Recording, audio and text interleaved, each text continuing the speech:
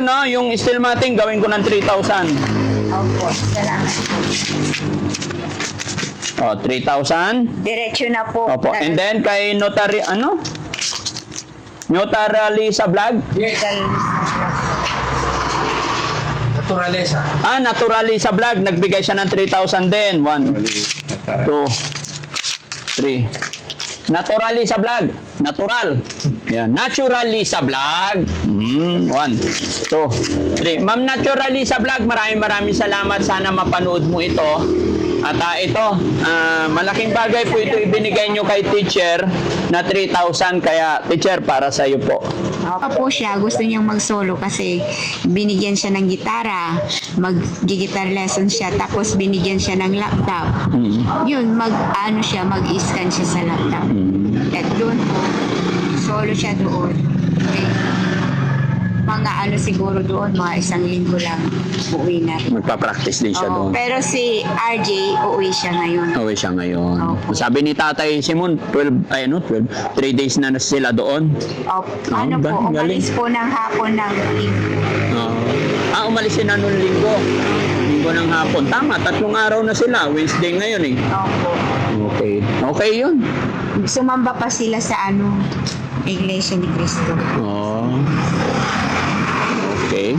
Kahit ganito na nakasara, pumupunta pa rin sila dito. Pero importante maayos na yung tindahan. Oo, hindi ka na kinakabahan, teacher, na Masaya ka ba na ganyan na nangyari sa tindahan mo? Opo. Kasi sabi ko, ang ayos naman ang ginawa ng tindahan. Oo, yan dapat. Ganyan ang maganda. Para hindi... Maliwalas po. At saka hindi na mainit. Opo. Kasi tinaas eh. Opo. Saka yung inilagay nilang steel matting. Fresh po. At saka pwedeng sabihin ka ng mga paninda. Opo. Nilagyan lang nila ng alambre o hindi. Sinabi ko na yung shampoo. Sabon. Okay. So, Ay, unti-unti po. Tay! Hindi ka, Tay. Kailan kayo magro-rolling ulit? Bukas. Bukas rolling. Inano ko lang, sabi ko. Gumagawa po siya sa likod. Sa likod. Okay yun. Yung mga pandagdag na lang, pangharang, no? Kunin ko po yung resibo. Resibo sa? Steel matting. Sige po. Kasi sabi ko mga kababayan, yung steel matting na gagamitin, babayaran ko po. Yung limang steel matting, yun, sasagutin ko po yan. Para lubos kasi yun yung gusto ko, yung hindi na nila binubuhat lagi yung hindi na nila binubuhat lagi yung paninda nila. Kaya lang, yun na lang, i-display mo na lang tayo, ikakarga mo para, kasi pag maganda ang display, maganda yung arrangement mo, agaw pansin. No? Dito tayo sa loob. Ay, nakalak na. Ila lang yun. Saan nga sarado, nakalibre yan. Pero dapat tayo ito, nakasabit na to para hindi masisira. Sayang. Na alikabukan na, napuno na ng alikabok. Magkano yung steel matting na eh? Ano po? Yan nasa 5. 2-4 yata. 260 yata. 2.6? 2.6 ba? Hindi ko maintindihan. 260 po. 2.6. 260 yan. Okay. 5 piraso. Sige po. And then, sige, so babayaran ko yung steel matting na ha. Ay, teacher. Pahiram muna yung listahan. Sino yun? Asan na? Ato. Ayan. Tapos may nagpadala pa sa inyo, teacher. Di ba yung nakaraan na punta ko, may nagbigay ng 2 tao, tag 3,000 ba yun? Opo. Ngayon may nagbigay na naman ng 3,000. Maraming salamat po. Maraming salamat. Opo, si Naturally sa vlog, nagbigay po siya ng 3,000. So, thanks to God kasi may pandagdag kayo ulit sa gastusin dito, no? Malinis na po yung kasi malaki rin po ang gastos din pala ganito. Kahit na ganitong baliwalas tingnan. Pero pinaka-matipid na daw na ginawa ng bayaw ko itong ginawa niya dito. Opo. Kasi mas magastos daw po pag kawayan ang gagamitin. Ay, mas magastos pag kawayan. Opo. Tama po Mahal kayo. po yung kawayan eh. steel matting at saka itong angular na tubular. Ito po, 1 by 1. Nabili lang nila ito ng tig 240. Oo. Oh. O di syempre mura. So, 2.6 teacher, no? Yung steel matting, gawin ko ng 3,000. Opo, salamat. Oh, 3,000. Diretso na po. Opo. And then, kay notary, ano? Notary sa vlog? Naturalesa. Naturally sa vlog, nagbigay siya ng 3,000 din. 1, 2, 3. Naturally sa vlog. Natural. Yan. Naturally sa vlog. 1, 2, 3. Ma'am, naturally sa vlog, maraming salamat. Sana mapanood mo ito. At ito, malaking bagay po ito ibinigay nyo kay teacher na 3,000. Kaya, teacher, para sa iyo po. Opo. Para tuloy-tuloy. Opo. Sana tuloy-tuloy din ang opening. Opo. Ano po, yung kahapon, yung binili niya yung pang-pinagbat at saka ano, ang puhunan po niya doon na binigay ko, 3,000. Oo. Ay may 500 siya. Yun ang dinagdag niya, naging 3,500. You know, hindi na namin binili yung mga patatas, yung ano lang, pag pinagbat sa tilapia. Yun ang binenta namin maghapon kahapon, pati yung bangus ubos. Oh, ubos na yung bangos. Ang galing. So yung, sa bagay ng mga kababayan. Yung, yung minsan likunan, yung gano'ng lang marami na po mabibiling bangus yun. Opo. Yung tilapia na, mura magkano bili mo ng tilapia? Sandaan yung medyo maliliit. Masyadong kalaki. Okay na yun. Tapos kahapon, benta mo 120. May 130 din. No. Tapos benta po namin kahapon. Umabot din po ng umaga, nakabenta kami ng 5,000. Tapos hapon nakabenta kami ng 3,000. 8,000 po. Pero, siyempre, inupahan din namin yung bayaw at saka yung anak niya. Kasi, pamilyado na rin. Pamilyado na rin. Oh, okay yun. Okay lang po. Okay yun. Pinakatulong na niya sa kapatid niya. Oo. Oo. Oo. Tinulungan si Simon. Tinulungan din niya. Oh, ganun naman talaga magkakapatid. At saka ano yan, doon tayo sa likod, teacher, kasi maingay dito.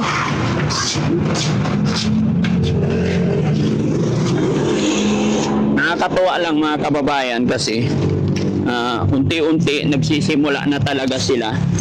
Ganun lang po, medyo mahirap talaga sa simula, pero pagka natapos na yung mission ni RJ tsaka si Aljon, alam ko matutulungan na sila. Kasi pinakadabis po yung teacher na yung bang dual purpose yung business ninyo, kaya nga pinilit ko na mabuksan yung pwesto ninyo dyan para yung mga, halimbawa, yung mga binili nyo na di ba? Kaya nga pinilit ko na mabuksan yung pwesto ninyo dyan sa harap kasi dual purpose. Kasi hindi naman na pwedeng dito ka teacher. Yan. Dual purpose po tayo kasi para walang sayang. Halimbawa, namili ka ng sibuyas, kamatis, galong tilapia. Binili ka para i-rolling mo. After rolling, meron pa rin customer na bibili na nandyan, diba? Yung mga emergency. Kaya dapat talaga yung combination. Ano po, mga kulang 700. Oo, kulang 700 na yung nabinta mo. Much more po kung yung si RJ tsaka si Polivic na habang kayo'y pagod nag-rolling, sila naman ang nagbabantay sa harap. Tandem ba? Diba yun yung sinabi ko nung umpisa na bukod sa benta sa rolling, pag uwi, may natirang 5 kilong kamatis, may natirang 2 kilong tilapia. So, ibig sabihin, yung Makakapag-ulam din. yes, yung tubo ninyo, yung natira. Opo, yung natira. Yun ang tubo. Nung pamangkin ko. Yun ang tubo nyo. So, para mabuhay, para mapalabas ninyo yung tubo, kailangan i-display ng maayos doon kasi yung mga kapitbahay, hindi naman lahat yan namamalingki. Oops, bukas sila doon. Ito na, pwede na. Yung mga emergency pangailangan, mapapilitan sila. Tapos pag hinahanapan kami ng mugo, hinahanapan kami ng paminta, hinahanapan kami ng bawang na ripa. Kaya nga po, pag always naka-open yan, masasanay sila. Alam mo yung yung bukas na 7-Eleven, alam niyo po yung thinking ng tao sa mga paikot, kung ano yung kailangan nila, dito ako kasi meron. Dito ako kasi sigurado meron. Opo. Ay, dito ako kasi always open. Ganun dapat ang maging mind ni tatay. Kasi kung yan, sara, bukas, ay, doon na lang siguradong meron, hindi sayang ang oras ko. Pag kailangan nila ng kailangan ko ng kamatis, sibuyas, punta ako doon kay Tatay Simon. Pero ang problema, hindi ko alam kung bukas. Dito na lang, parang ganun. Opo. Kaya At saka, ano po, yung pamahiin niya, Oh. pag nagtitinda, laging sabihin mo mayroon. Opo. Basta isipin mo mayroon. O kapag halimbawa wala silang makitang paninda, ay bukas magtitinda ako. Yes, tama yun. Opo. Lagi mong sasabihin, lagi mong isipin mayroon, sabi niya. Yun po ang positibo siya. Oo. Sa ano, Mas lalong magiging maganda yon ang sasabihin mo sa customer, laging mayroon at laging bukas. opo. Di ba? Kasi laging meron pero every other day naka-close.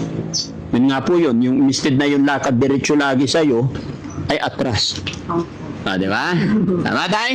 Kaya turuan mo yung mga anak mo na mag-focus sila sa tindahan para hindi po kayo kawawa rin, no? Teacher? Oo. Si RJ nga ang unang kasalukuyang piting maaasahan talaga. Si RJ. Sabi niya tayo oras na Well, bumalik si ako, Arjun harapin na sa natin yung dire-diretso.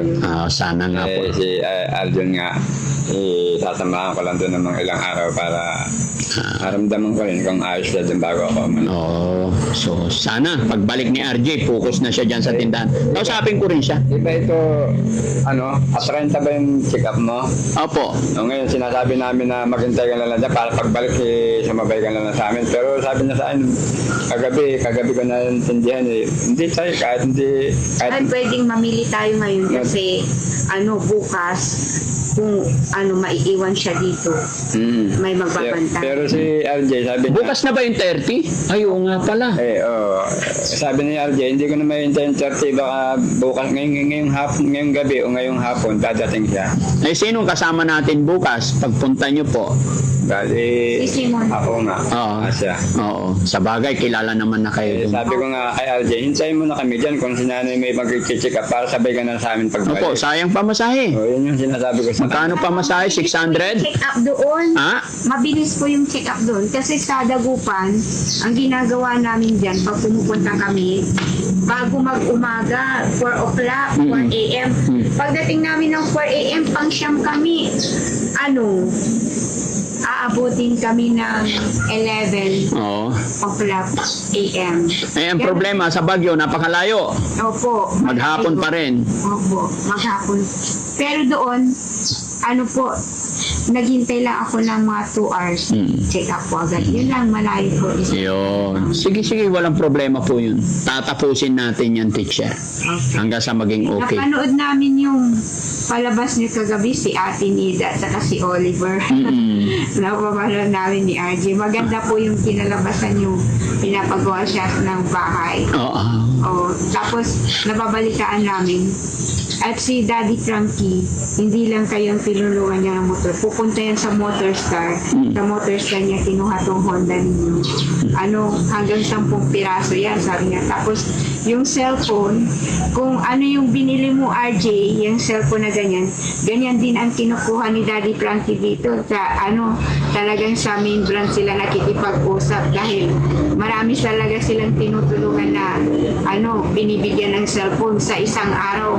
Kulang ang 10 na binibigyan niya. Sabi po nila, ang mabalita namin. Opo. Hindi na po namin napapanood lang dyan sa cellphone lahat, pero yung tao po na yung nakakakilala sa inyo, siguro napapanood nila yung ibang vlog. Sila po ang nagbabalita. Salamat sa Panginoon. Tapos sabi, kung sino man yung may negative comments, sana magbago na sila. Kasi Hayaan natin sila, ma'am. Opo. Basta ang mahalaga, wala kang ginagawang masama. Tapos, positibo naman na sana sila dahil sila, magkaiba ang sitwasyon nila. Sana tuloy-tuloy po yung pag-take ng gamot para hindi na magka-problema. Kasi sa totoo lang, teacher, alam kong malawak ang iyong pag-unawa, alam kong matalino ka, pero ang ipapaalala ko lang, ang isa rin sa pabilisang paggaling ay maggagaling po sa inyo. Huwag nating kakaligtaan yung pag-inom ng gamot. Opo. Kasi pag nakalimutan natin yan, yun na yung time na hallucinate. Yes, hallucination, kung ano-ano na yung iniisip mo, hindi ka na mapakali. So, once na nag-start ang hallucination, hindi ka na po magpakali, Gamot lang. hindi ka na mapagtinda. Opo. Palaki ng palaki ang problema, no? Opo. Yung talagang nangyari sa akin sa Dagupan, yung check-up ko 6 months. Oo. Matagal po yung gap. Oo, hindi. Kaya syempre, yun yung time na naubusan ka na pala ng gamot, hindi, walang ano sa'yo na, ay, yung gamot ko, ay, yung check-up ko, ay, sa ngayon, ay, sana, mayroon gagawan po ng paraan kapag monthly, ganon. Pero Oo. pag yung ganon na 6 months, may maglalaps talaga. Kung halimbawa, financial, wala, o kaya yung gamot na ubusan. Ganun ang nangyari sa'yo noon. Opo, kasi- Dati sa Dagupan po kayo. Opo. And then, every 6 months na po kayo. Opo. Bago umabot yung 6 months, nagka-problema ka na. Opo, kasi nga po, kulang sa gamot. Kulang sa financial. Opo. Kasi lahat bibilhin talaga eh. Opo. Bibilhin talaga yung gamot, mga kababayan. Sa mercury drug lang po ang nakakabili kami ng ganun. Opo. Wala po sa ibang parmasya. Kailangan talaga bagong reseta. Kahit na bumili ka ng gamot nang walang bagong reseta, hindi ka po bibili. Yes po. Tama po yun. Yun talaga ang dapat. Kaya pag sinabi nilang every 3 months babalik, dapat babalik. Opo. Every 6 months babalik. Kasi kung susundin talaga natin yung instruction ng mga... Yung date po, exact. Oo. Tatanungin nila, may appointment ka ba? Opo. Yun yung sinasabi ko, teacher, na once na nakalaktaw ka, doon na magsisimula ang problema, Tatay Simon. Ganyan yan. Kaya ito, nagkaroon na tayo ng chance, tuloy-tuloy na po natin. Opo. No? At yun, ipag-pray ko, no, na sana magiging okay na matulungan kayo ng mga anak nyo. Si Polibic naman, ano yung mission niya dito sa bahay? Ano po, siya po ang sa gabi namamasyal yan sa Oo. kanyang kaibigan sa Payapa. Pero bago mag alas 10, nandito na. Kasi ang talagang mission niya, kahapon pumunta siya sa BCC, yung sabi nung teacher niya, kung gusto mo magpa-enroll sa BCC, hanapin mo lang ako. Sabi ko sa kanya. Kaya babalik ako, nanay. May sinasabi siya yung tungkol sa kanyang pagpasok ulit. Kahapon ang kinuha niya yung certification sa barangay at tapos yung parang clearance ganun, tapos pumunta siya sa BCC at nakuha niya yung may kinuha siyang certification din na sabi niya parang ID ko to. Ang binawi niya yata kahapon yung kanyang Facebook, nabawi ko yung Facebook account ko, sabi niya. Dahil doon sa cellphone, ibinalik na po sa kanya. O yun, sabi niya, ito na yung dati ko. Kaya masaya niya rin po siya ngayon. Kasi yun lang talaga ang aliwan ng mga bata niyan pag nandito sa bahay. Pero tayo, si Polibic, parang maging malaking bagay din kasi pag yung mga anak nyo, kasi mga lalaki, malalaki na sila, Opo. makatulong sila sa inyo sa negosyo. Pag sa rolling po, pag umaalis kami, silang dalawa ang naiiwan. Sila nagtutulungan po sila. Si Arjun lang ang dito sa loob ng bahay, pero yung tatlo, nandun po sila sa labas. Opo. Opo. Nagtitinda. Hindi man sa labas, nandito sa bahay, pero talagang ang mga bata niyan, hindi po sanay sa yung yung inuman, gano'n. Hindi sila sanay. Yes, maganda yun. Lang tatawag yung bibili, saka sila lalabas. Opo. Pag naging ugali na, parang ugaling babae po. Ay, ganun. Pero dapat doon sila magtambay. Parang, di ba, may upuan doon. Doon sila maglibang sara para pag may customer, pag may bibili, may tao, bibili. Pero kahit may display, pag walang taong nakabantay doon, aalis. Kasi, hindi naman lahat ng customer is mag-e-effort para tawagin yung nagbebenta. Kaya napaka-importante kasi sayang yung mga sibuyas, mga gulay na binili nyo na, gaya nga na sinabi ko po, Tay, bumili ka po ng 10 kilong kamatis, example, nag-rolling ka, na ibenta mo yung 7 kilo, natira 3 kilo. Ang tubo nyo po, nasa 3 kilos. Pero kung nandyan lang sa sulok, hindi na mabibinta. So, iba na naman bukas. So, mas maganda kung bumili ka ng 10 kilo, nabinta mo sa rolling 7 kilos, may natirang 3 kilos, ibibinta mo dyan sa harap, i-display mo.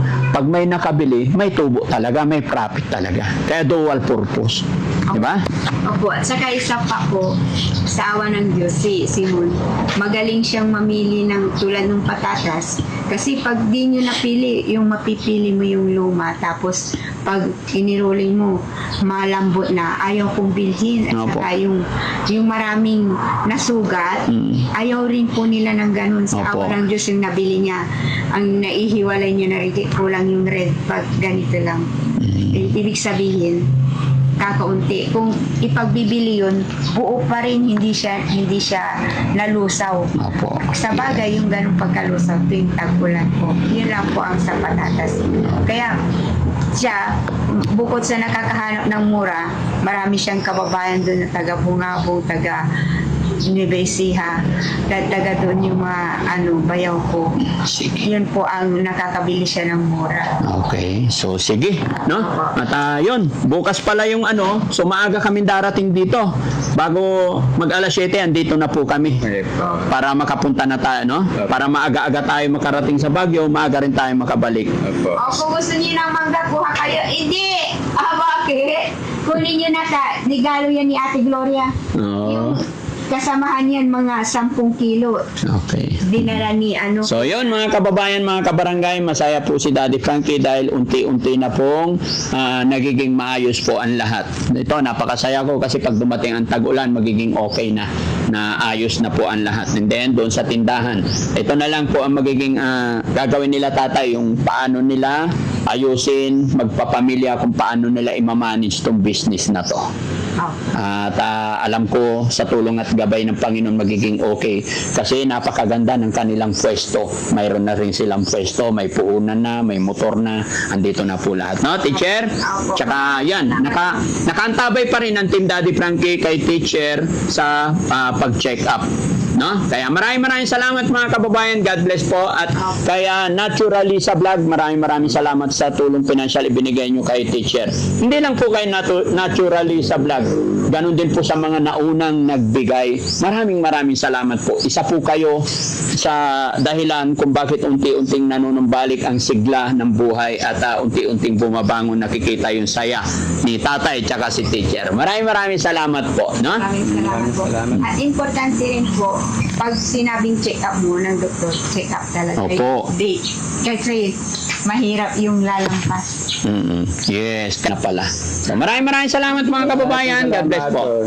Maraming salamat po. Lalo higit po sa nagpatuloy na nagmamahal at nagpapadala ng tulong sa amin. Maraming salamat po. Maraming salamat po. Okay.